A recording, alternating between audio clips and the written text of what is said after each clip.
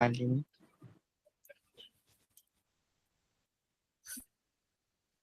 বিসমিল্লাহির রহমানির রহিম। আলহামদুলিল্লাহি ওয়া কাফা ওয়া সালামুন আলা ইবাদিহিল্লাযিনা ইসতাফা, আম্মা বা'দ। আলহামদুলিল্লাহ। তো আল্লাহ তাআলার অনেক বড় মেহেরবানি, আমরা আজকে আমাদের তৃতীয় ক্লাস আমরা শুরু করতে যাচ্ছি। ইসলামী রাষ্ট্র ব্যবস্থা, এটা আমাদের অত্যন্ত গুরুত্বপূর্ণ একটা কোর্স।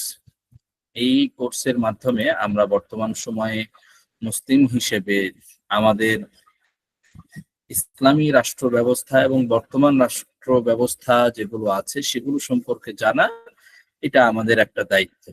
আমরা যখন কোনো একটা জিনিসের ভুল না জানবো ততক্ষণ পর্যন্ত কিন্তু আমরা আসলে সেই জিনিসের সঠিকটা কি, সেই জিনিসের ঠিক রূপটা কি, সেই জিনিসটা আমরা বুঝতে পারবো না।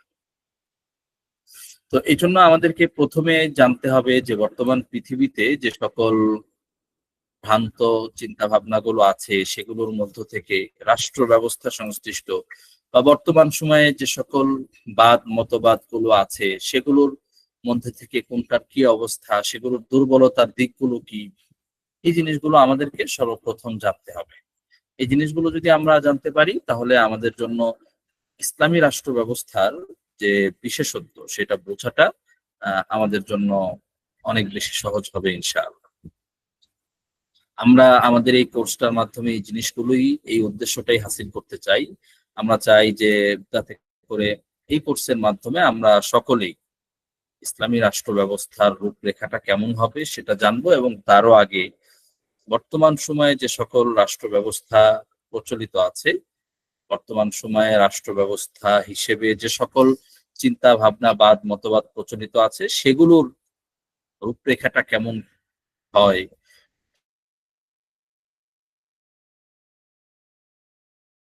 আমরা ধারাবাহিকভাবে জানবো। তার আগে খুব সংক্ষেপে ছোট্ট করে আমি জানতে চাই, আপনাদের কারো যদি আমাদের আগের ক্লাস সম্পর্কে কোনো ধরনের কারো কোনো প্রশ্ন থাকে তাহলে আপনারা সেটা আমাদেরকে জানাতে পারেন।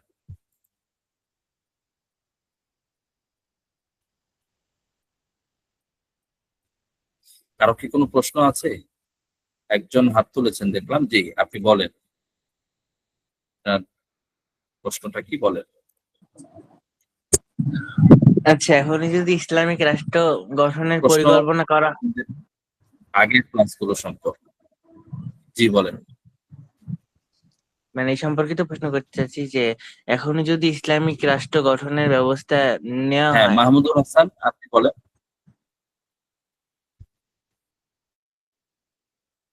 হ্যাঁ, রাহাত, জি আপনি বলেন।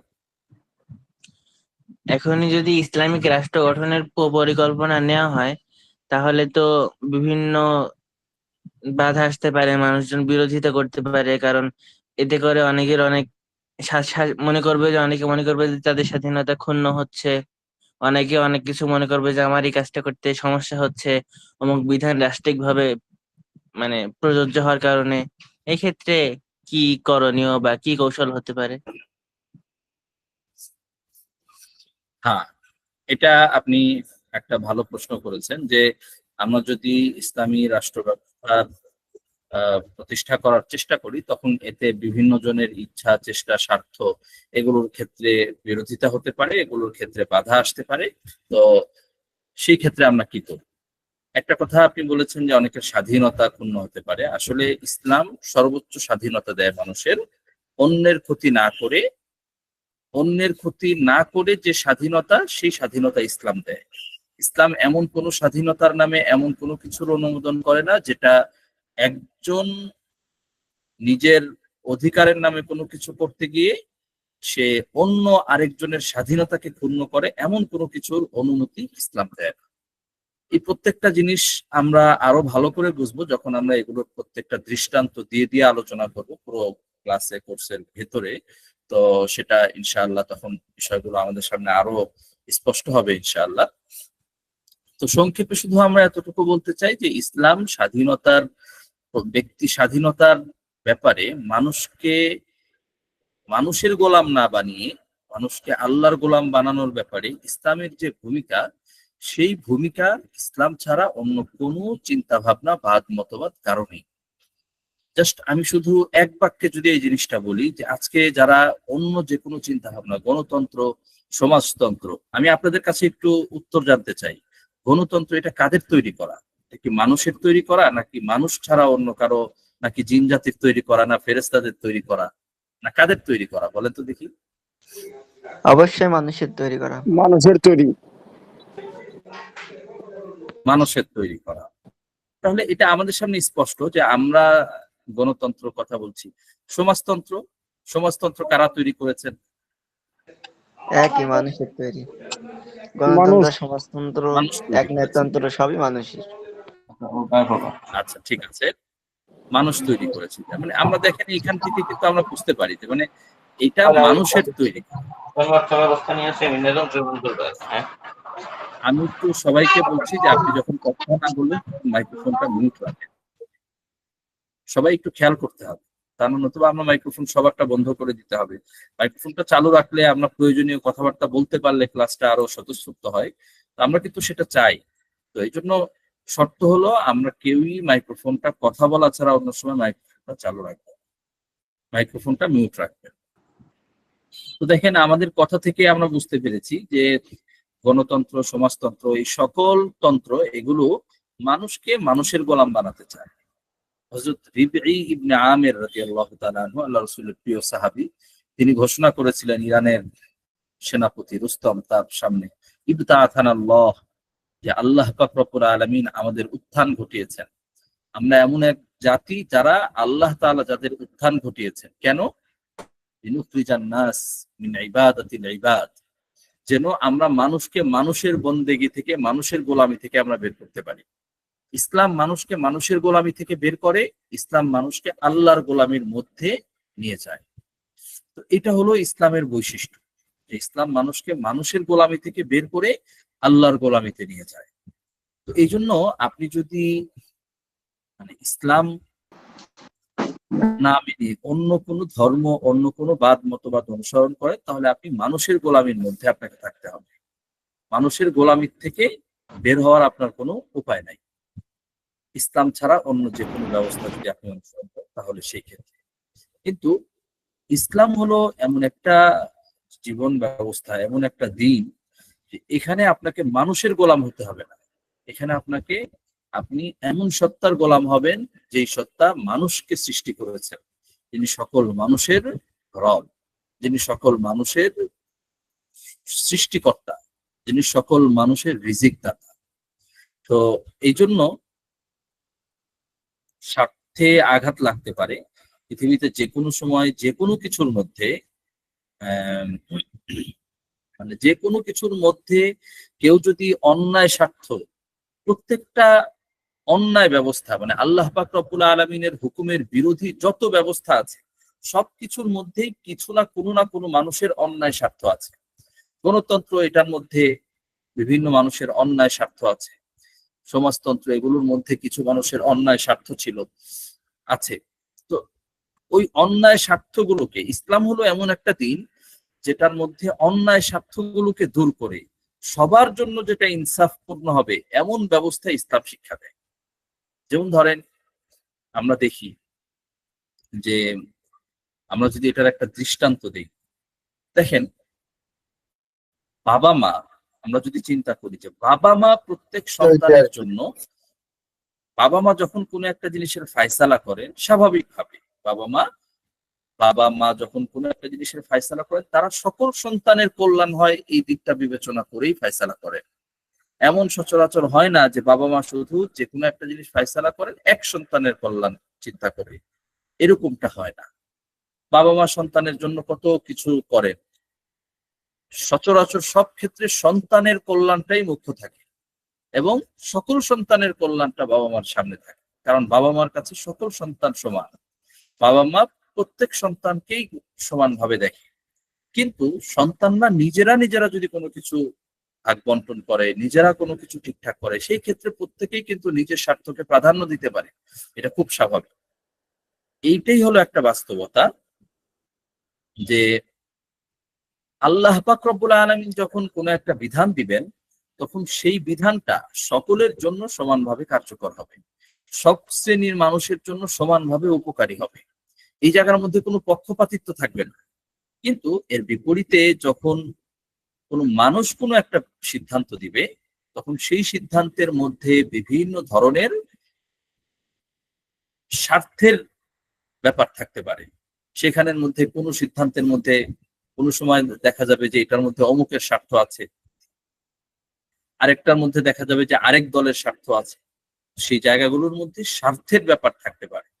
তো আল্লাহ পাক রব্বুল আলামিন যে বিধান দিবেন, সেই বিধান প্রত্যেক শ্রেণীর প্রত্যেক যুগের মানুষের জন্য কার্যকর হবে। সেটার মধ্যে মানুষের কোনো স্বার্থের কোনো বিষয় সেখানে থাকবে। আচ্ছা, আমি দেখছি আমাদের এখানে কোন প্রশ্ন করেছেন যে ফেমিনিস্টদের এবং তাদের সাপোর্টে যেসব পুরুষরা করে, তাদের ইসলামী শাসনের ব্যাপারে কিভাবে বোঝানো যায়, মেয়েদের পর্দা করার ইম্পর্টেন্স কিভাবে বোঝানো যায়। আচ্ছা, কাউকে বোঝানো যাবে কিভাবে সেটা তো একটা ভিন্ন আলোচনার বিষয়। সেটা তো আসলে আমরা এখন আলোচনা করে শেষ করতে পারবো না। সহজ কথায় যে আপনি চিন্তা করেন সেই মানুষটাকে কিভাবে বুঝালে সে সহজে বুঝবে, সেইভাবে আপনি তাকে বোঝানোর চেষ্টা করবেন। এটা হলো আপনার করণীয়। আচ্ছা, আমি দেখছি আর কি কেউ কোনো প্রশ্ন থাকলে বলেন, আমরা পুরো আলোচনা শুরু করবো ইনশাল্লাহ। আজকে কি লাইভে শেষে কুইজ দেওয়া হবে? আমরা চেষ্টা করবো ইনশাল্লাহ। আসসালামু আলাইকুম। ওয়ালাইকুম আসসালাম। জি হুজুর, সমস্ত ভাইদেরকে সম্মান প্রদর্শন করে বলতেছি যে হুজুর, আমার মনে হয় যে আপনার একাডেমিক যে আলোচনাটা, এটা শেষে প্রশ্ন নিলে আলোচনাটা মানে আমাদের রিলেট করতে সহজ হয় আর কি। জি, প্রশ্ন যদি পরে নেন তাহলে সহজ হবে। আমরা এখনই আলোচনা শুরু করব। আলোচনার শুরুতেও আমরা কিছু প্রশ্ন নেই। আগের আলোচনার সংশ্লিষ্ট কারো কোনো প্রশ্ন থাকতে পারে, কোনো বিষয় অস্পষ্ট থাকতে পারে, সেই বিষয়গুলো আলোচনার জন্য মূলত আলোচনার শুরুতেও কিছু প্রশ্ন নেওয়া হয়। শুধু গ্রুপে কিছু প্রশ্ন আচ্ছা, ছিল, ঠিক আছে। ওগুলো আমি কি অ্যানসার দিই যদি সুযোগ থাকে। হ্যাঁ, যেগুলো আলোচনা রিলেটেড সামনে আজকে আলোচনা বা পরে আসবে, সেগুলো নিয়ে এখন আমাদের কথা বলার প্রয়োজন। আচ্ছা, চলেন জি আমরা আজকের প্রথম দুইটা আলোচনা করব ইনশাল্লাহ। আমরা আজকে প্রথম আলোচনাটা হবে হলো আমাদের এই কোর্সের মধ্যে আমরা কি কি আলোচনা করব সেটার একটা বিস্তারিত বিবরণ। আর দ্বিতীয় অংশে আমরা আলোচনা করব হলো রাষ্ট্রবিজ্ঞান, রাষ্ট্রবিজ্ঞান, সেটার পরিচিতি, ইতিহাস এবং ইসলামী দৃষ্টিভঙ্গি থেকে সেটার তুলনামূলক পর্যালোচনা। এই বিষয়ে বিভিন্ন দার্শনিক, বিভিন্ন পূর্ববর্তী তারা কি বলেছেন এবং ইসলামী দৃষ্টিভঙ্গি থেকে সেটার পর্যালোচনাটা কি হবে সেটা। আচ্ছা, তো আমরা শুরু করছি আলোচনা। সর্বপ্রথম আমাদের এই কোর্সটাতে আমরা কি কি বিষয়ে আলোচনা করব। আমাদের এই কোর্সটা যদিও প্রথমে আমরা 1 মাস মেয়াদি চিন্তা করেছিলাম, কিন্তু পরবর্তীতে বিষয়বস্তুর দীর্ঘতার কারণে, বিষয়বস্তু বিস্তারিতভাবে আলোচনা করা প্রয়োজন, সেই কারণে আমরা এটাকে একটু দীর্ঘ মেয়াদি করেছি। আমরা 2 মাসেরও বেশি সময়, প্রায় 2.5 মাসের কাছাকাছি সময় আমরা নিয়েছি। আমাদের এই কোর্স ইনশাআল্লাহ ডিসেম্বর মাসের শেষ পর্যন্ত চলবে। তো আমরা একটু লম্বা সময় নেওয়ার কারণ এইটা, যাতে করে এই কোর্সের মধ্যে যে আলোচনার বিষয়গুলো আসবে সেগুলো যেন আমরা সুন্দরভাবে আলোচনা করে শেষ করতে পারি। এটার জন্য আমরা একটু সময় নিয়ে আমরা আলোচনা করবো ইনশাআল্লাহ। আমরা আগেও আপনাদেরকে বলেছি, আমরা এই কোর্সের মাধ্যমে আসলে সকলের কাছে ইসলামী রাষ্ট্র ব্যবস্থা প্রতিষ্ঠার গুরুত্ব, প্রয়োজনীয়তা এবং সেটার কল্যাণকর দিকগুলো তুলে ধরতে চাই। ইসলাম বিরোধী অন্য যত রাষ্ট্র ব্যবস্থা, চিন্তা ভাবনা, মতবাদ আছে, সেগুলো অসারতাগুলো আমরা তুলে ধরতে চাই। তো এটা হলো আমাদের এই কোর্সের একেবারে মৌলিক লক্ষ্য, যদি আমরা বলতে চাই সেটা।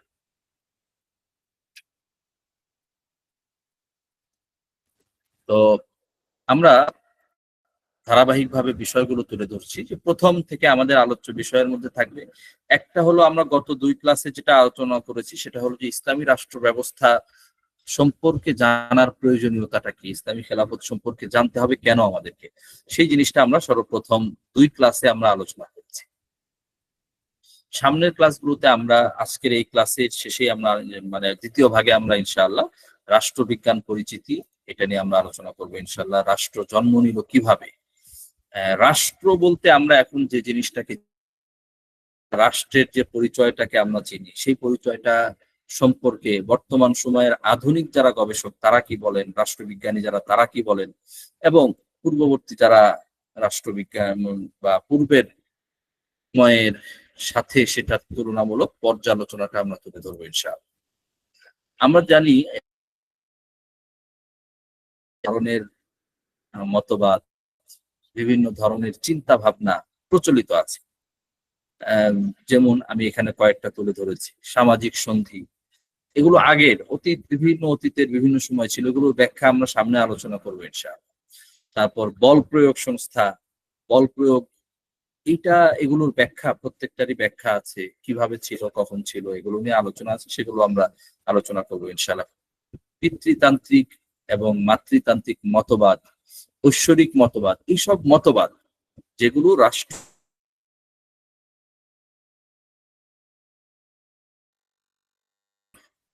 আলোচনাগুলো আমরা করবো ইনশাআল্লাহ। এরপর শাসন ব্যবস্থার বিভিন্ন রূপ, আমরা বর্তমান সময়ে শাসন ব্যবস্থার কিছু রূপের সাথে পরিচিত। তো যেমন এখানকার বিভিন্ন রূপ, এগুলোর সাথে আমরা সচরাচর কম আর বেশি সবাই আমরা এগুলো জানি। যেমন রাজতন্ত্র, তো রাজতন্ত্র কি, সেটার বৈশিষ্ট্য কি, কি বৈশিষ্ট্য পাওয়া গেলে সেটাকে আমরা রাজতন্ত্র বলতে পারি, কোন বৈশিষ্ট্য পাওয়া গেলে সেটা রাজতন্ত্র হবে না।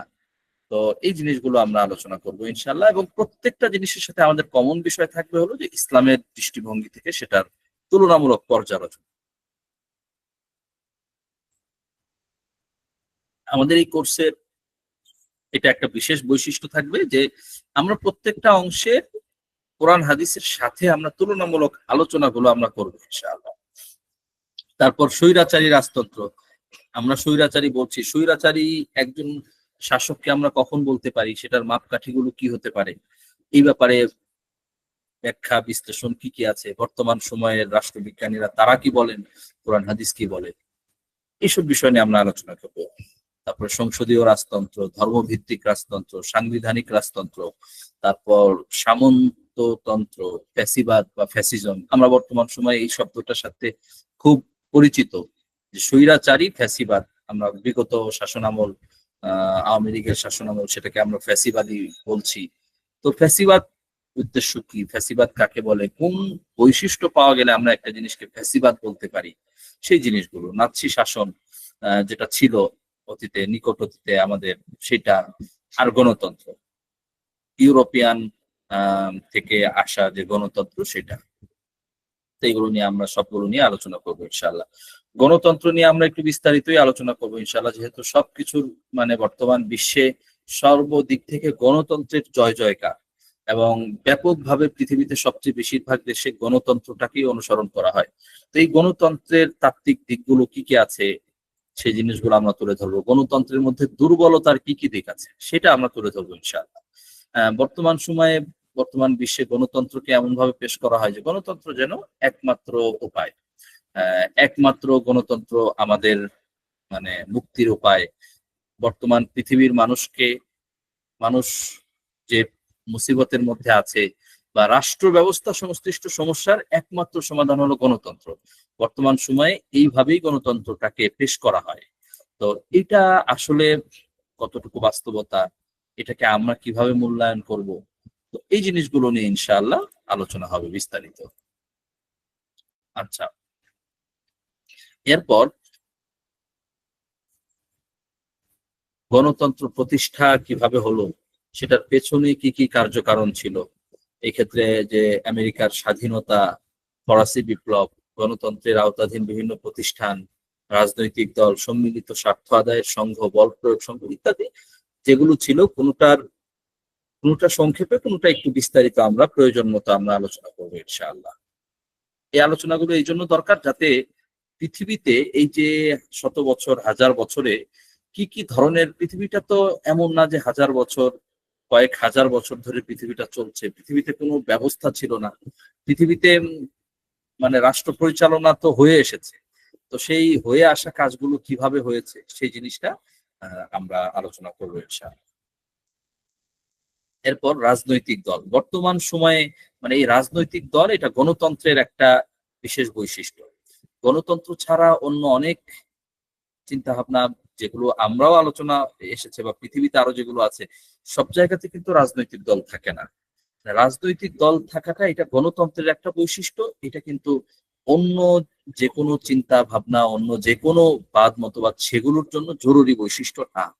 তো এই জন্য রাজনৈতিক দল এটা গণতন্ত্রের একটা বিশেষ বৈশিষ্ট্য। এটার ভালো মন্দ অনেক দিক পর্যালোচনার ব্যাপার আছে, সেগুলো আমরা আলোচনা করবো ইনশাআল্লাহ। নির্বাচন, বর্তমান সময়ে আমরা গণতন্ত্রের মধ্যে আমরা দেখি যে নির্বাচনটা গণতন্ত্রের একটা গুরুত্বপূর্ণ অংশ।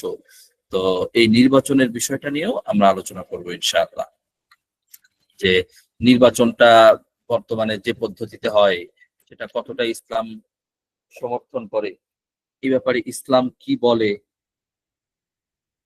এই ব্যাপারে ইসলামের দৃষ্টিভঙ্গি কি, এই সমস্ত বিষয়গুলো নিয়ে আমরা ইনশাআল্লাহ একটু বিস্তারিত আলোচনা করবো ইনশাআল্লাহ।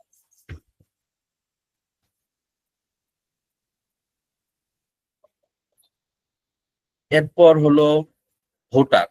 আমরা বর্তমান সময়ে যে ভোট ব্যবস্থার সাথে আমরা পরিচিত, তো এই ভোট ব্যবস্থার মধ্যে যারা ভোটার হবে তারা তাদের গুণ, বৈশিষ্ট্য, যোগ্যতা কি হবে না হবে, কারা ভোটার হতে পারবে পারবে না, এটা তো বর্তমান সময়ের একটা মাপকাঠি আছে।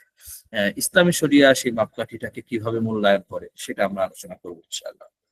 সাধারণ নির্বাচন পদ্ধতি, বর্তমান সময়ে যে নির্বাচন পদ্ধতি আছে, নির্বাচনেরও কয়েকটা পদ্ধতি আছে আপনারা জানেন।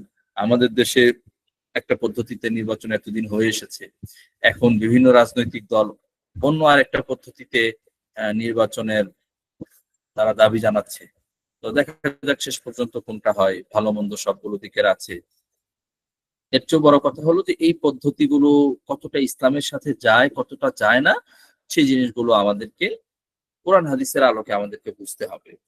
আমরা এই জিনিসগুলোকে মানে নিজের মতো করে, অনেক ব্যাপারই এমন আছে যে ব্যাপারগুলোতে আমরা হয়তো নিজের মতো করে একটা জিনিস বুঝে নিচ্ছি, কিন্তু সেটা হয়তো আমার চিন্তাটা, আমার জানাটা হয়তো ভুল, বা আমার বুঝটা হয়তো অসম্পূর্ণ, বা আমি হয়তো আংশিক বুঝতে পারছি, আংশিক বুঝতে পারছি না।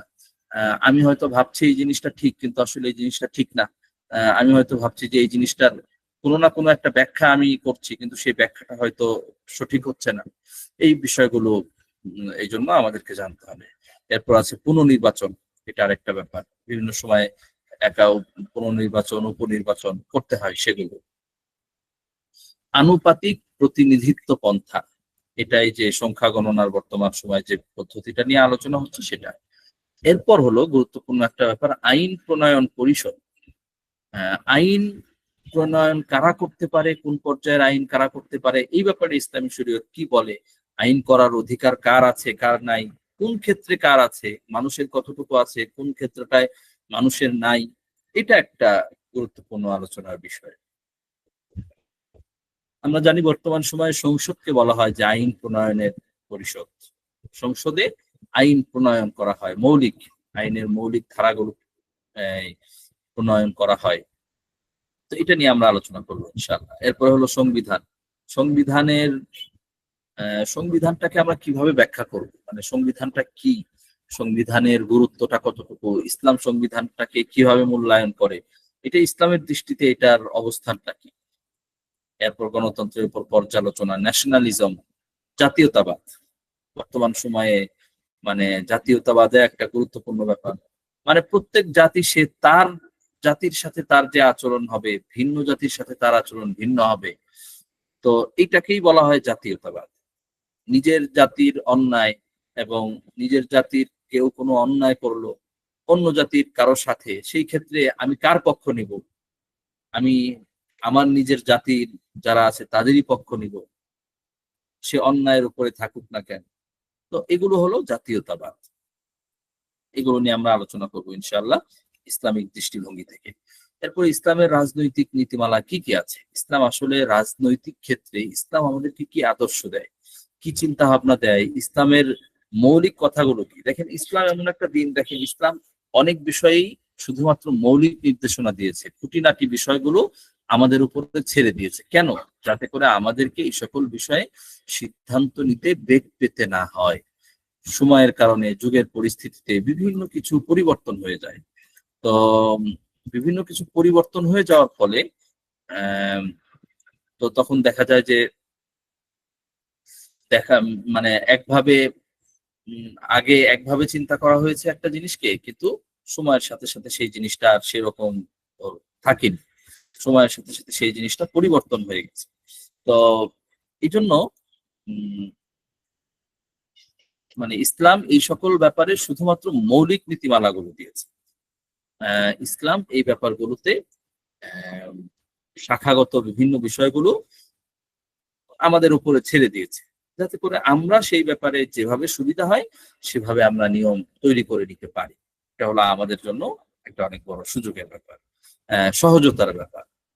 আচ্ছা, এরপর ইসলাম ও রাজনীতির পারস্পরিক সম্পর্ক। ইসলাম এবং রাজনীতি এই দুইটার মধ্যে পারস্পরিক সম্পর্কটা কি?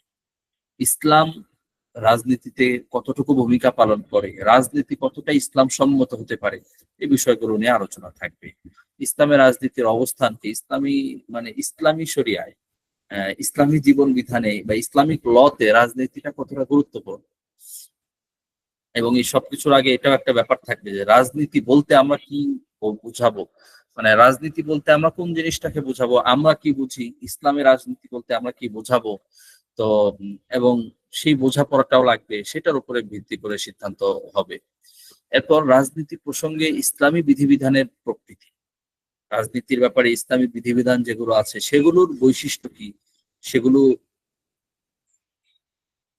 আমাদের কিভাবে মানতে হবে, সেই বিষয়গুলো আলোচনা হবে। এরপর সরকারের ইসলামী রূপরেখা, আমরা যদি একটা ইসলামী সরকার গঠন করতে চাই সেটার রূপরেখাটা কেমন হবে, ইসলামী সরকারটা কেমন হবে সেটা। এরপর ইসলামী হুকুমতের মূল বুনিয়াদ কি কি, একটা এখানে বলা হয়েছে আল্লাহর কর্তৃত্ব, এটা ইসলামী হুকুমতের মূল বুনিয়াদ, সেটাকে কিভাবে সকল জায়গায় অ্যাপ্লাই হবে সেই জিনিসটা নিয়ে আমরা আলোচনা করবো। এরকম ইসলামী হুকুমতের আর বুনিয়াদ আর কি কি আছে, যে বুনিয়াদগুলোর উপরে ইসলামী হুকুমতের ভিত্তি, মৌলিক ভিত্তি, সেগুলো আমরা তুলে ধরবো। এরপর হলো খেলাফতের ব্যাখ্যা, মানে আমরা যে খেলাফত বলছি, খেলাফত জিনিসটা কি, খেলাফতের ব্যাপারে কোরআন হাদিসে কি বলা হয়েছে, খেলাফতটাকে আমরা কিভাবে ব্যাখ্যা করব এটা। এরপর হুকুমতের উদ্দেশ্য, আমরা জানি বিভিন্ন হুকুমত বা বর্তমান সময়ে যে রাজনৈতিক হিসাবে যদি আমরা বলি রাজত্ব বা কোন একটা রাষ্ট্র পরিচালনা, এটার উদ্দেশ্য কি, ইসলাম এই ব্যাপারে কি বলে, এটার উদ্দেশ্য কি হওয়া উচিত। আচ্ছা, এরপর ইনসাফ ও ন্যায় বিচার প্রতিষ্ঠা, এটা যে রাষ্ট্রের একটা গুরুত্বপূর্ণ অংশ, সেটা নিয়ে আলোচনা হবে। এইটা একটা খুবই গুরুত্বপূর্ণ পয়েন্ট যে খেলাফত একটি দায়িত্ব, অধিকার নয়। এটা হলো ইসলামের এমন এক কালজয়ী চিন্তা, যে চিন্তাটা আসলে অন্য কোনো চিন্তা ভাবনার মধ্যে নাই, অন্য কোনো আদর্শবাদ মতবাদ থেকে ইসলাম যে সমস্ত জায়গায় মানে একেবারে বড় দাগে পার্থক্য হয়ে গেছে, তার একটা হলো এটা, ইসলাম আসলে খেলাফতকে একটা অধিকার হিসাবে বিবেচনা করে না, ইসলাম খেলাফতকে একটা দায়িত্ব হিসাবে বিবেচনা করে।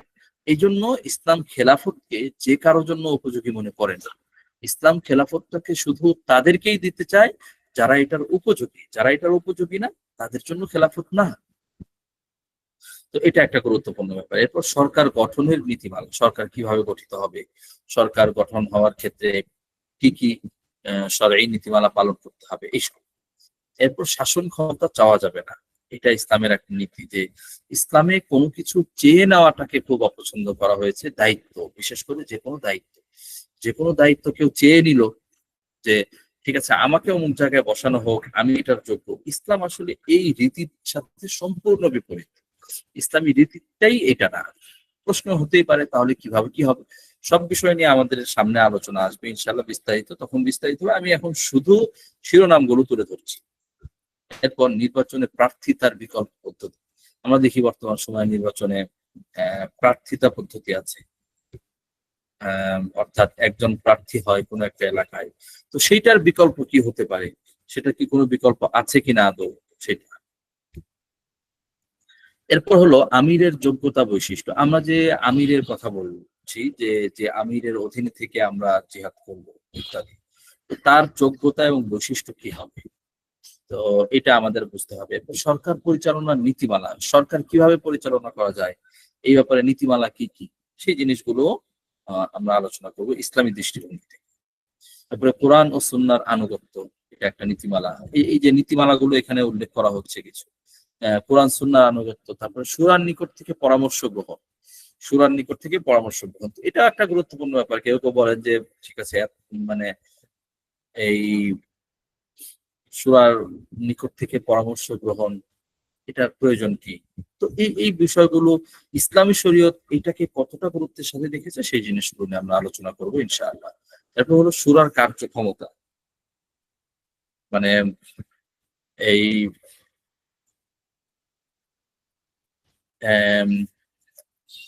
সূরার কার্যক্ষমতা বলতে আমরা বোঝাতে চাচ্ছি যে এই ইসলামী শরীয়তের আলোকে যে সূরাটা হবে সেই সূরার কি পর্যন্ত ক্ষমতা থাকবে সেই জিনিসগুলো নিয়ে আলোচনা হবে।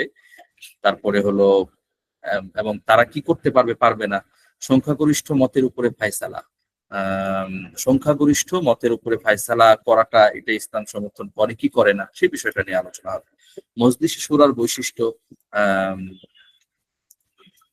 মজলিসে সূরার বৈশিষ্ট্য এটা নিয়ে আলোচনা হবে ইনশাআল্লাহ।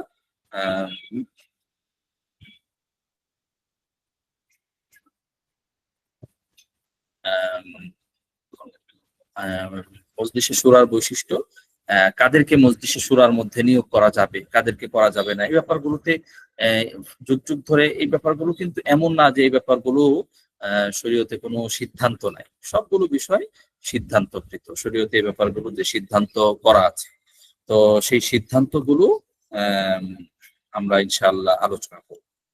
এরপর মজলিসে সূরার মধ্যে নারীদেরকে অংশগ্রহণ করানো যাবে কিনা, এটাও একটা পয়েন্ট, এটা ওই আগের আলোচনার অন্তর্ভুক্ত, আমরা এটাকেও একটা শিরোনাম করেছি। এরপরে সূরায় অমুসলমানদেরকে অন্তর্ভুক্ত করা যাবে কিনা সেটা একটা আলোচ্য বিষয়। এরপরে হলো আইন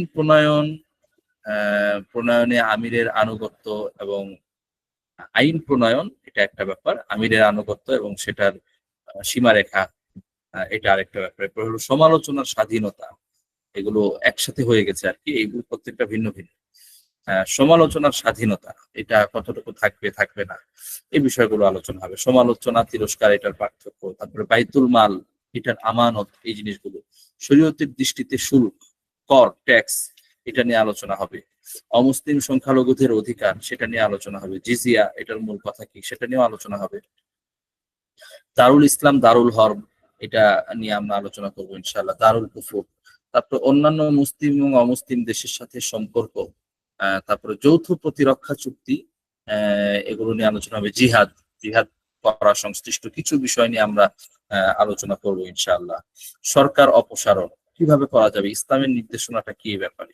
ইমামের বিরুদ্ধে সশস্ত্র আন্দোলন বা বিদ্রোহ, এই বিষয়ে আমরা আলোচনা করব ইনশাআল্লাহ, যে এটার কতটুকু সুযোগ আছে বা নাই।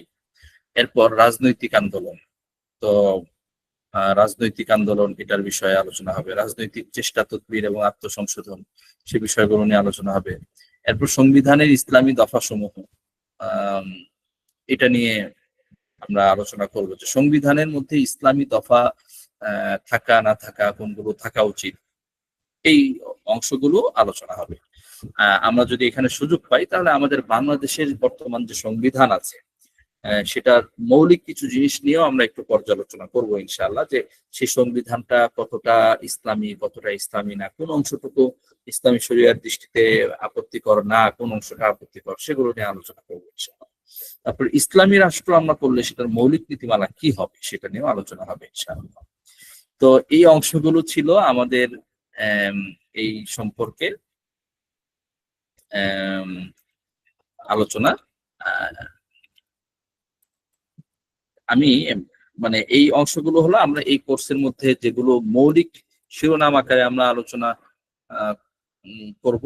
এর পাশাপাশি প্রাসঙ্গিকভাবে আরো অনেকগুলো বিষয় আসতে পারে, সেগুলো নিয়ে আমরা আলোচনা করবো ইনশাআল্লাহ। আমি এখন আপনাদেরকে ছোট্ট একটা গুগল ফর্ম দিচ্ছি, এখানে আপনারা একটু ছোট্ট একটা প্রশ্ন আছে, এই প্রশ্নের উত্তরটা একটু সবাই দিবেন।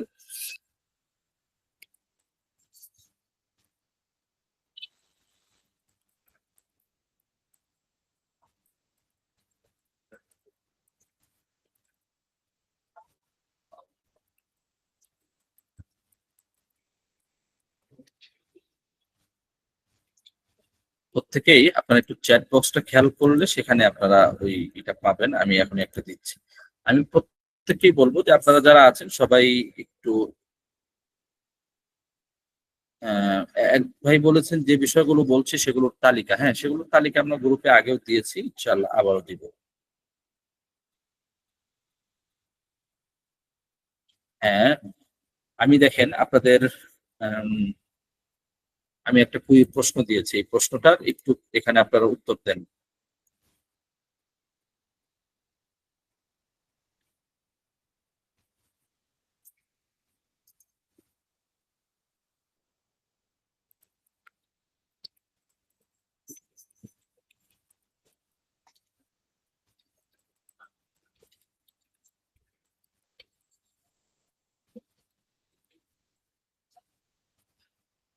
সবাই কি গুগল ফর্মটা পেয়েছেন?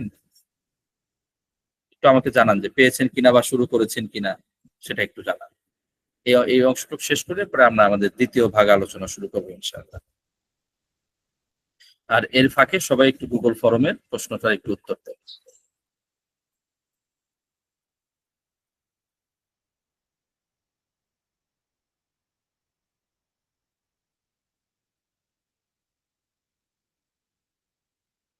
আচ্ছা, কারা কারা উত্তর লেখা শুরু করেছেন হয় হ্যান্ড রেজ করেন অথবা একটু মেসেজে লিখে জানান। এই যে গুগল ফর্মটা এখানেই আমরা দিয়েছি, এই যে চ্যাট বক্সে দিয়েছি, আগে একবার দিয়েছি এখন আরেকবার দেওয়া হয়েছে দেখেন। এই গুগল ফর্মটার মধ্যে দুইটা প্রশ্ন আছে, ছোট্ট দুইটা প্রশ্ন, আমরা এতক্ষণ যা আলোচনা করলাম সেটার উপর এই প্রশ্নগুলোর একটু উত্তর দেন।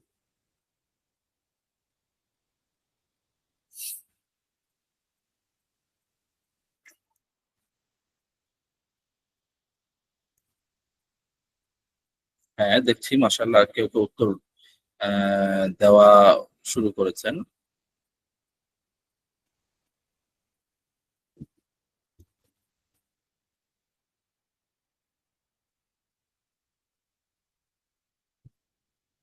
মাশাআল্লাহ আপনারা অনেকেই খুব গুরুত্বপূর্ণ পরামর্শ দিচ্ছেন, খুবই ভালো।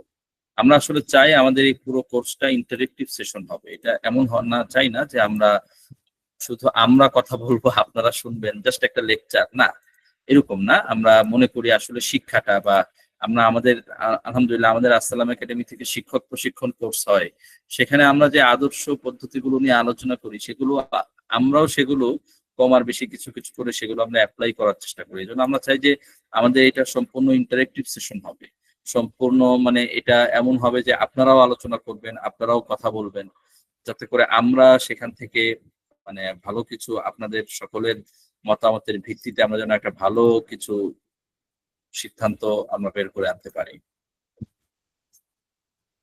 হ্যাঁ, কয়েকজন মতামত দিয়েছেন মাশাআল্লাহ, বাকিরাও একটু মতামত দেন।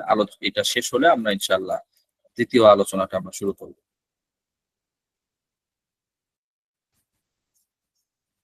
5 জন মাশাআল্লাহ ইতিমধ্যে উত্তরগুলো দিয়ে দিয়েছেন।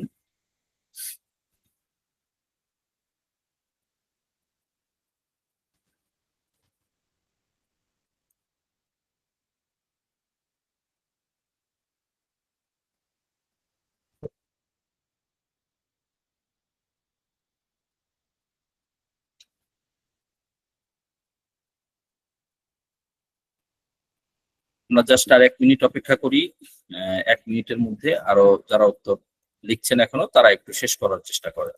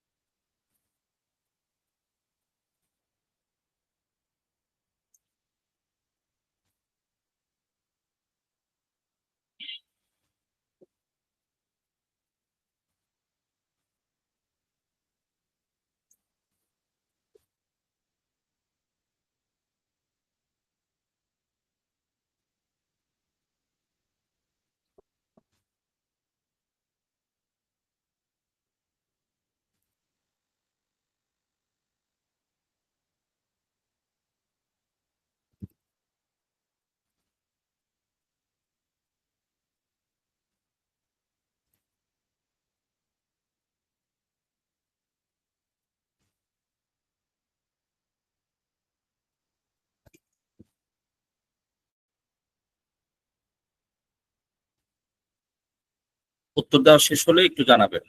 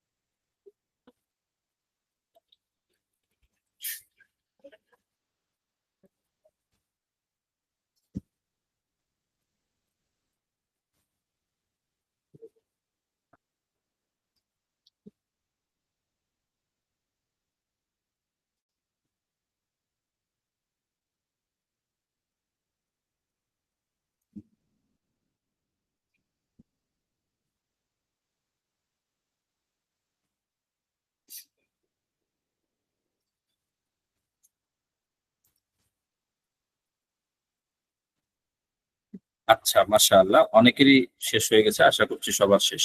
জি, আমরা এখন সেটা নিয়ে একটু দেখি আপনারা কি কি আলোচনাগুলো দিয়েছেন। মাশাআল্লাহ, মাশাআল্লাহ, অনেকে উত্তর দিয়েছেন, সাব্বাস। প্রায় 20 জনের কাছাকাছি উত্তর দিয়েছেন, মাশাআল্লাহ। অনেকেই লিখেছেন, গুরুত্বপূর্ণর মধ্যে অনেকেই লিখেছেন, সবগুলোই গুরুত্বপূর্ণ মনে হয়েছে। কেউ কেউ বিশেষ করে লিখেছেন রাজনীতি, জিহাদ। আম, কেউ লিখেছেন কোনোটাই কম গুরুত্বপূর্ণ না। আচ্ছা, তারপরে নির্বাচন, ইসলামের রাজনৈতিক অবস্থান ইত্যাদি, সংবিধান ও ইসলামী ব্যবস্থার পর্যালোচনা, তুলনামূলক রাষ্ট্র ব্যবস্থা নিয়ে আলোচনা বিস্তারিত করলে ভালো হয়, তা বলেছেন, মাশাআল্লাহ। তারপরে সবই গুরুত্বপূর্ণ, তবে রাজনৈতিক দল, নির্বাচন, ভোটারের যোগ্যতা, আমিরের যোগ্যতা, এগুলো গুরুত্বপূর্ণ বলছেন। আচ্ছা, ইসলাম ও রাজনীতি সবগুলোই জরুরি লিখেছেন। গণতন্ত্র ছাড়া কোনো শাসন ব্যবস্থা নাই, অনেকের এরকম ধারণা তৈরি হয়েছে। ইসলামী ব্যবস্থার বিস্তারিত আলোচনাটা বলবো। হ্যাঁ, অবশ্যই, আমাদের এটাই তো আমাদের টার্গেট। আমরা তো এই টার্গেটটার জন্যই আমরা এই কোর্সটা করাচ্ছি, যাতে করে আমরা আম, গণতন্ত্রই যে সবার কাছে যে মনে হয় গণতন্ত্র ছাড়া এমন আর কি আছে যেটা এটার মতো হতে পারে। তো এই যে চিন্তাটা, এই চিন্তাটা তো আমরা, এই চিন্তাটার বিপরীতটা তুলে ধরতে হবে আমাদেরকে। আচ্ছা, এরপর লিখেছেন যে আমিরের বৈশিষ্ট্য, বখতিয়ার মুজাহিদ লিখেছেন, আমিরের বৈশিষ্ট্য বেশিরভাগ ব্যক্তির মতামত সাপেক্ষে প্রতিনিধি নির্বাচন করা যাবে কিনা, প্রতিনিধিতে মহিলা ব্যক্তি ইনক্লুড করা যাবে কিনা, ইসলামী সংবিধান ইত্যাদি ইত্যাদি। আচ্ছা, মাশাআল্লাহ, ভালো লিখেছেন। এবার আমি একটু দেখি কোন বিষয়গুলো আরো যুক্ত করা প্রয়োজন মনে করেছেন। একজন লিখেছেন যে ইন্ডাস্ট্রিয়ালাইজেশন, নূরে এলাহি আপনি লিখেছেন ইন্ডাস্ট্রিয়ালাইজেশন, চেঞ্জ অফ পাওয়ার। আচ্ছা, ইন্ডাস্ট্রিয়ালাইজেশন এটা আমাদের সাথে একটু দূরতম সম্পর্ক, অপ্রাসঙ্গিক। চেঞ্জ অফ পাওয়ার এটা তো আমাদের প্রাসঙ্গিক আলোচনায় এসে যাবে ইনশাআল্লাহ, ক্ষমতার পালাবদল কিভাবে হবে না হবে ইত্যাদি। একজন লিখেছেন এই যে মনিরুল ইসলাম ভাই, যে আন্দোলন, হ্যাঁ, আন্দোলনের বিষয়টা আমাদের আলোচনায় থাকবে ইনশাআল্লাহ। এরপর সুজাত সুজাত কবির ভাই লিখেছেন যে সবগুলো ইম্পর্টেন্ট। হ্যাঁ, লিখেছেন যে ইসলামী ন্যাশন তৈরি করতে হলে সবগুলো বিষয়ই জানার দরকার। আচ্ছা, একজন রাজনৈতিক দল সঠিক আমিন নির্বাচনে জনগণের বাছাই প্রক্রিয়াটা কি হবে এটা। ভাই মেহেদী হাসান মারুফ লিখেছেন জিহাদ করার পূর্বে প্রস্তুতি। তারপর আইয়ুব হুসাইন লিখেছেন ইসলামের দৃষ্টিতে আধুনিক রাষ্ট্র ব্যবস্থার রূপরেখা, ভালো বলেছেন, এটা আসবে ইনশাআল্লাহ আমাদের আলোচনায় আল্লাহ চাইতে। আহমদুল্লাহ আপনি লিখেছেন যে খলিফা নির্বাচন পদ্ধতি, এটা তো অবশ্যই আসবে, এটা তো খুবই গুরুত্বপূর্ণ পয়েন্ট। এরপর এমডি মাহমুদুল হাসান লিখেছেন প্রয়োজনীয় সব বিষয়। আচ্ছা, ইসলামী অর্থনীতি ব্যবস্থা, ইসলামী অর্থনীতি ব্যবস্থা এটা তো আরেক বিশাল সমুদ্র। ইসলামী অর্থনীতি ব্যবস্থাটা তো ছোটখাটো কোনো বিষয় না, তাই না? একটা রাষ্ট্রের বাজেট থেকে শুরু করে, রাষ্ট্রীয় কোষাগার থেকে শুরু করে, কেন্দ্রীয় ব্যাংক থেকে শুরু করে প্রত্যেকটা ছোট ছোট ব্যাংক, বীমা, ইন্স্যুরেন্স, তাকাফুল, সব কিছুর মধ্যে ইসলামী অর্থনীতি জড়িত। আপনি আমার আপনার মধ্যে যে লেনদেনগুলো হচ্ছে সেই লেনদেনগুলোর মধ্যে ইসলামী অর্থনীতি জড়িত, দৈনন্দিনের আমাদের প্রত্যেকটা কাজে কর্মে ইসলামী অর্থনীতি জড়িত। সুতরাং ইসলামী অর্থনীতি তো অনেক বিস্তৃত ব্যাপার। মানে আমাদের টার্গেট আছে ইনশাআল্লাহ আগামী বছর আমরা ইসলামী অর্থনীতি নিয়ে আমরা কোর্স করব। আমরা আচ্ছা, ছোট্ট করে আপনাদের কাছে ভিন্ন একটা বিষয়, আমরা জাস্ট একটা মতামত চাই। আমরা একটা মানে আলোচনা করছি, আমরা এখনো সিদ্ধান্ত নেইনি। আমি আপনাদের কাছ থেকে বিষয়টা একটু পরামর্শ চাইবো। এর আগে আরেকজন লিখেছেন, যে এমবি সাব্বির রহমান লিখেছেন, মোটামুটি সব বিষয় আছে, তবে ইসলামী ব্যবস্থার সাথে অন্যান্য ব্যবস্থার তুলনা করা এবং কিভাবে তা মানুষের কাছে পৌঁছানো যায় সেটা নিয়ে আলোচনা করা, সাথে আল্লাহর কাছে প্রার্থনা করা। আচ্ছা, ভালো লিখেছেন, এগুলো ইনশাল্লাহ থাকবে। ইসলামিক নলেজ বৃদ্ধি করা দরকার, হ্যাঁ অবশ্যই। এরপর জিহাদ এবং খেলাফত নিয়ে আরো টপিকস যুক্ত করা প্রয়োজন। হ্যাঁ, জিহাদ এবং খেলাফত নিয়ে আমাদের প্রয়োজনীয় যতটুকু পুরোটাই থাকবে ইনশাআল্লাহ। আমরা 8-10টা পয়েন্ট তো শুধু জিহাদ এবং খেলাফত নিয়ে, জিহাদ নিয়ে বেশি আলোচনা করার সুযোগ নাই, আমরা খেলাফত নিয়ে আলোচনা করবো ইনশাআল্লাহ বেশি, কারণ জিহাদও তো আর একটা বিস্তারিত অঙ্গ। আমরা সংক্ষেপে সেটা নিয়ে আলোচনা করবো, তবে খেলাফত নিয়ে আমরা বিস্তারিত আলোচনা করবো, যেহেতু আমাদের টপিকটা হলো ইসলামী রাষ্ট্র ব্যবস্থা। আর ইসলামী রাষ্ট্র ব্যবস্থা সেটা নিয়ে আলোচনা করতে গেলে খেলাফত নিয়ে আমাদেরকে বিস্তারিত আলোচনা করাটা জরুরি। এরপরে লিখেছেন গণতন্ত্র এবং খেলাফতের মধ্যে সর্বোচ্চ মিল পার্থক্যগুলো উল্লেখ করা। ঠিক আছে, ইনশাআল্লাহ আমরা এগুলো নিয়ে আলোচনা করব। মাদ্রাসার ছাত্রদের ইসলামী অর্থনীতির বিষয়ে অগ্রসর হতে হবে, সেই বিষয়ে অবশ্যই অগ্রসর হতে হবে, সেটা আমাদের ভিন্ন আলোচনার বিষয়। আমরাও কিন্তু অর্থনীতি নিয়ে সময় সময় আমাদের কিছু মুহাজারা হয়, মুজাকারা হয়, ওই পর্যন্ত অতীতেও হয়েছে, সামনেও হবে ইনশাআল্লাহ। আবার আমরা অর্থনীতি নিয়ে আমাদের কোর্সও ইনশাআল্লাহ আসবে কাছাকাছি সময়ে। আপনাদের কাছ থেকে একটা আরেকজন এখানে লিখেছেন যে রাষ্ট্র নির্বাচনে অর্থনৈতিক অবকাঠামো গড়ে তোলা কতটুকু জরুরি।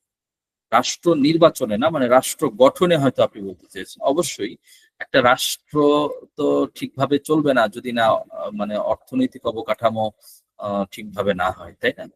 তো ঠিক আছে, আমি আপনাদের কাছে আমাদের একটা পরিকল্পনা শেয়ার করতে চাই। আপনারা যেহেতু আমাদের সাথে এখানে অনেকে যুক্ত আছেন, আপনাদের কাছ থেকে আমি জাস্ট একটা পরামর্শ চাই। আমরা চিন্তা করছি আগামী বছর আমরা বেশ অনেকগুলো কোর্স আমরা লঞ্চ করব ইনশাআল্লাহ। সেটার সংক্ষিপ্ত একটা বিবরণ আপনাদেরকে দেই। এই ব্যাপারে আপনাদের একটু পরামর্শ শুনবো, এরপরে আমরা আমাদের পরের আলোচনাটা শুরু করবো। আমি খুব সংক্ষেপে বলছি। আমরা আগামী পুরো 1 বছরের একটা প্ল্যান নিতে চাচ্ছি এবং 1 বছর মেয়াদী কিছু কোর্স আমরা শুরু করতে চাচ্ছি। এর মধ্যে 1 নম্বরে থাকবে আমাদের আমরা যেটা গত এই সারা বছর যাবত আমাদের চলমান আছে, সেটা হলো আরবি ভাষা শিক্ষা কোর্স। এইটার আমাদের পরবর্তী ব্যাচ ইনশাআল্লাহ আমাদের রমজান থেকে আমরা শুরু করার প্ল্যান করেছি, 1 নম্বর। 2 নম্বর হলো আমরা এই ফরজে আইন কোর্স মানে ডিপ্লোমা ইন ইসলামিক শরিয়া, এই শিরোনামে আমরা 1 বছর মেয়াদি প্রথম, এরপরে দ্বিতীয়তে অ্যাডভান্স লেভেল থাকবে আমাদের দ্বিতীয় বছরে।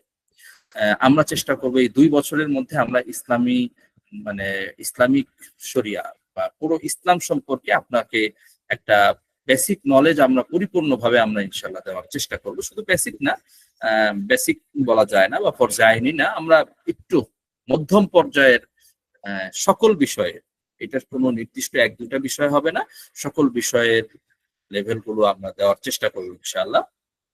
আকীদা থেকে শুরু করে মাসআলা মাসাইল সহ রাষ্ট্র, খেলাফত, সব বিষয় ইনশাআল্লাহ এটার মধ্যে ইনক্লুড থাকবে। বিবাহ, শাদী, লেনদেন, ব্যবসা বাণিজ্য, ব্যাংক, বীমা, সুদ, মানে যা কিছু হতে পারে সব বিষয়ই কমন, আখিরাত, সবকিছু ইনশাআল্লাহ এটার মধ্যে একটা কোর্সের মধ্যে অন্তর্ভুক্ত থাকবে। এটা আমরা 1 বছর মেয়াদি আমরা একটু করতে চাই। এইটা তো, এই 2টা আমাদের পরিকল্পনা। আমরা ইংরেজি ভাষা নিয়ে আমরা 1 বছর মেয়াদি কোর্স করতে চাই, যাতে করে ডিপলি যাদেরই আমাদের ইংরেজি বিষয়ে দুর্বলতা আছে, আমরা যেন এই বিষয়ে একবারে ডিপলি আমরা আমাদের দুর্বলতাগুলোকে দূর করতে পারি, সেটা আমাদের পরিকল্পনা। আর আরবি ভাষায় যাদের বর্তমান প্রথম বছর চলছে, তাদের জন্য আমরা একটু অ্যাডভান্স লেভেলের দ্বিতীয় বছরের একটা পরিকল্পনা করছি, যে তারা দ্বিতীয় বছর আমরা তাদেরকে আরবি ভাষার আরো একটু অ্যাডভান্স লেভেলের পড়াবো এবং কোরআন শরীফের অর্থ আমরা পড়িয়ে দিব ইনশাআল্লাহ। অর্থাৎ দ্বিতীয় যে বছরটা হবে সেই বছরে আমরা ইনশাআল্লাহ তাদেরকে কোরআনে কারিমের সহজ আয়াতগুলো, যে আয়াতগুলো তারা সহজে প্রথম বুঝতে পারবে, সেই আয়াতগুলোর অর্থ ইনশাআল্লাহ আমরা পড়িয়ে দিব।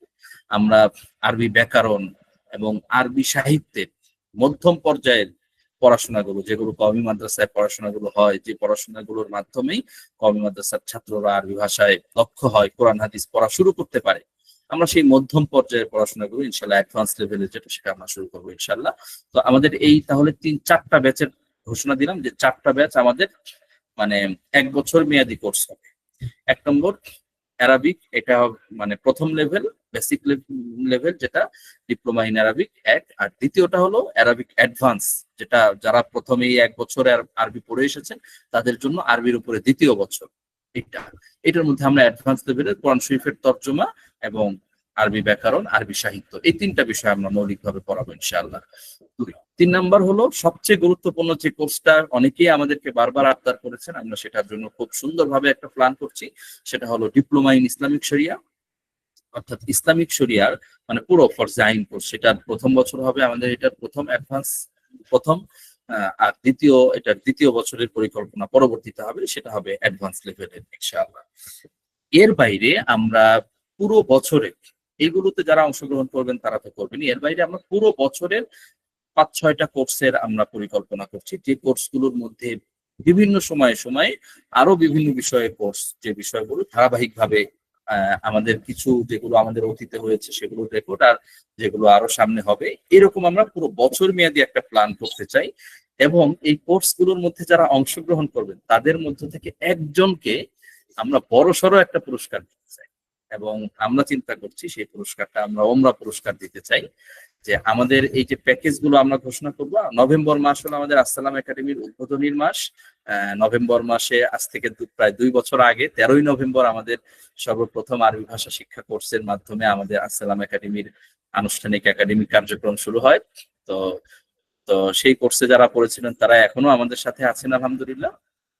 তো সেখানে তো আছেই, তো সেটার পাশ, তো তাদের মধ্য থেকে মানে আমাদের এই প্যাকেজ গুলোতে যারা অংশগ্রহণ করবে তাদের যে কোনো একটায় যারা অংশগ্রহণ করবে তাদের জন্য আমরা একটা ওমরা পুরস্কার সহ আমরা ঘোষণা দিতে চাচ্ছি।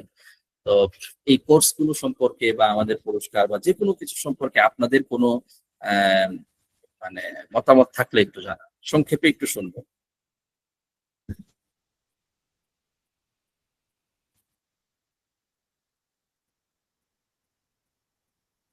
হ্যাঁ বলেন, আপনাদের কারো কোনো মতামত থাকলে বলেন। বলছি এই উমরা প্যাকেজ কি প্রথমে একজনকে দেওয়া হবে নাকি অনেকজনকে দেওয়া হবে? একজনকে আমরা এটা তো অনেকজনকে কিভাবে দিব, মানে আমরা জি উমরা প্যাকেজটা কি হিসেবে দেওয়া হইবে? এই আমাদের যে প্যাকেজ গুলোর মধ্যে যারা অংশগ্রহণ করবে তাদের মধ্যে থেকে লটারির ভিত্তিতে, এখানে তো লটারি ছাড়া আর কোনো মাধ্যম নাই।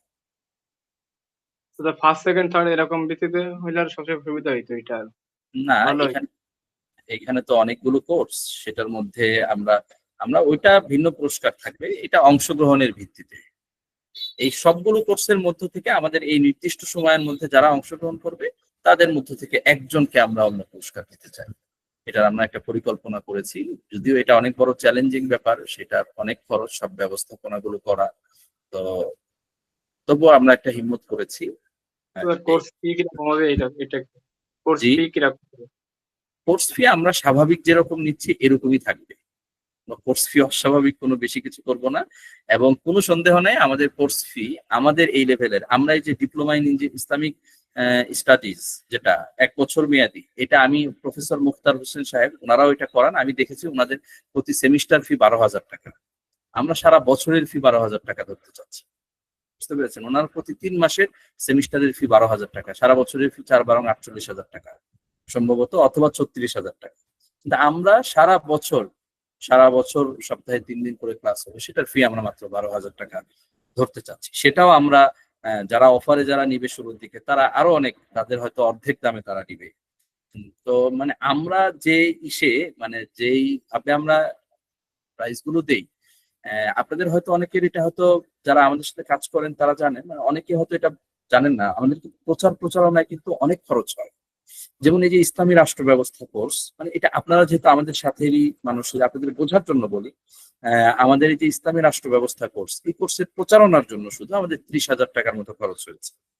তো আমাদের কিন্তু এই কোর্স থেকেই কিন্তু এই টাকাগুলো উঠাতে হবে। আমরা কিন্তু এখন আসলে আমরা খুব একটা লাভবান হব এই চিন্তা নিয়ে আমরা কাজ করি না, কিন্তু আমরা চাই যে আমরা টিকে থাকি। হ্যাঁ, আমাদের সাথে আমাদের বেশ কয়েকজন টিম মেম্বার আছেন, তাদের খরচটা, আমাদের বিভিন্ন খরচ আছে, এই যে আমরা বিভিন্ন অনলাইনে আমরা এই যে যা বিভিন্ন কার্যক্রম, এগুলো প্রত্যেকটারই খরচ আছে, আমি ডিটেইলসে যাচ্ছি না। আমরা জাস্ট এখন শুধু টিকে থাকতে চাই। আমরা চাই যে আমরা উপকারী কিছু কাজ করি, আমরা বেশি মানুষের কাছে পৌঁছি, এটা হলো আমাদের টার্গেট। তো যাই হোক, এটা আপনাদেরকে সংক্ষেপে একটু জানালাম। আপনারা অন্যদেরকেও দাওয়াত দিবেন, আপনাদের যে কোনো পরামর্শ থাকলে জানাবেন। আমরা ইনশাল্লাহ আপনাদের কিছু, আমরা যেন আপনাদের একটু সহযোগিতা করতে পারি, কিছু উপকার করতে পারি, সেই চেষ্টাটাই আমরা করতে চাই। আমরা আরো বিভিন্ন আমাদের পরিকল্পনা আছে বিভিন্ন ধরনের, সেগুলো নিয়ে আমরা ইনশাল্লাহ আপনাদেরকে জানাবো। তবে সর্বাবস্থায় দেখেন, আমরা আমাদের মানে কোর্স, যে কোনো কোর্সের মধ্যে এই যে একটা বৈশিষ্ট্য রেখেছি, এটা তো আমার মনে হয় না অন্য কোথাও মানে এত ব্যাপকভাবে আছে। আমাদের যে কোনো কোর্সে এটা আমাদের শুরু থেকে নিয়ম, এবং আল্লাহ চাহে তো যতদিন আমাদের এই একাডেমিকে আল্লাহ তাআলা টিকিয়ে রাখেন, আমাদের এই নিয়ম থাকবে। সেটা হলো আমাদের প্রত্যেকটা কোর্সে গরিব যারা বাস্তবেই যদি কেউ এমন হয় যে তার আর্থিক ভাবে সে গরিব, তাদের জন্য স্কলারশিপের ব্যবস্থা আছে। সাধ্যমতো কিছু দিতে হবে। আমরা একেবারে ফ্রি দিয়ে দেখেছি একাধিকবার, যে একেবারে ফ্রি দিলে এটার কোনো গুরুত্ব থাকে না, এবং পরবর্তীতে তারা আসলে এই ক্লাসগুলোতে অংশগ্রহণই করে। তো এই জন্য আমরা বলি যে আপনি যতটুকু পারেন, যারা বাস্তবে গরিব, যাদের জন্য বাস্তবিক অর্থেই কষ্টকর, মানে আমরা এটা চাই না যে কেউ শুধুমাত্র আর্থিক সংকটের কারণে সে পড়াশোনা করলো না, আমাদের থেকে উপকৃত হলো না, এটা আমরা চাই না। আমরা চাই যে কারো যদি বাস্তবিক ইচ্ছা থাকে তাহলে সে আমাদের সাথে যুক্ত হোক, উপকৃত হোক। আর শিখাটা এটা যেহেতু আপনার নিজের উপকারের জন্য, আপনারও উচিত এটার জন্য কিছু ব্যয় করা। আমরা প্রতিনিয়ত বিভিন্ন কাজে ব্যয় করি, তো এটা আমাদের নিজেদের উন্নতির কারণ, আর নিজেদের উন্নতির জন্য সবচেয়ে বেশি ব্যয় করা উচিত। আরেকটা ঘোষণা আপনাদেরকে আমরা দেই, আমাদের অ্যাপ ডেভেলপের কাজ চলছে। ইনশাআল্লাহ খুব দ্রুতই আমাদের অ্যাপ তৈরি হয়ে যাবে। অ্যাপ তৈরি হয়ে গেলে তখন আমাদের কোর্স, ক্লাস, প্ল্যান এগুলো আরো অনেক সহজ হয়ে যাবে। আপনি আপনার অ্যাপে ঢুকবেন, লগ ইন করবেন, সেখানে আপনি আপনার প্রত্যেকটা কোর্স, প্রত্যেকটা ক্লাস সবকিছু একেবারে সুন্দরভাবে পেয়ে যাবেন। তো সেটার জন্য আমাদের একটা বড়সড় একটা খরচের ব্যাপার আছে, তো আমরা সেটা করার চেষ্টা করছি, এই জন্যই যাতে করে আমাদের সেবাটা আরো একটু উন্নত হয়। আমার জানা মতে আমাদের ইসলামিক যে সকল একাডেমি গুলো আছে, কোনো একাডেমির অ্যাপ নেই এখন পর্যন্ত। আমাদের ইসলামিক একাডেমি গুলোর মধ্যে থেকে সবচেয়ে বড় বলা যায় সেটা হলো আশরাফ একাডেমি। তো আশরাফ একাডেমিরও কোনো অ্যাপ নেই। তো আমরা সেটা শুরু করতে যাচ্ছি। অলরেডি সেটার অনেক দূর কাজ হয়ে গেছে। আমরা আশা করছি আমরা হয়তো সপ্তাহ 10 দিন বা 2 সপ্তাহের মধ্যে আমরা হয়তো সেটার প্রস্তুতিমূলক মানে ঘোষণাটাও আমরা দিতে পারবো। আপনাদের কাছে দোয়া চাই। আমরা আসলে চাই আমরা আপনাদেরকে একটা ভালো সার্ভিস দিই। আমরা প্রতিনিয়ত আমাদেরকে উন্নত করতে চাই। আমরাও জানি আমাদের অনেক সীমাবদ্ধতা আছে, কমতি আছে, কিন্তু আমরা সেখান থেকে একটু একটু করে বের হয়ে আসতে চাই। আপনাদের সহযোগিতা কামনা করি। ইনশাআল্লাহ আমরা এইভাবে চলতে থাকলে আমরা ইনশাআল্লাহ সামনে আরো অনেক ভালো কিছু করতে পারবো, আপনাদের উপকারী এই আশাবাদী আপনাদের কাছে রাখছি। আচ্ছা, ঠিক আছে।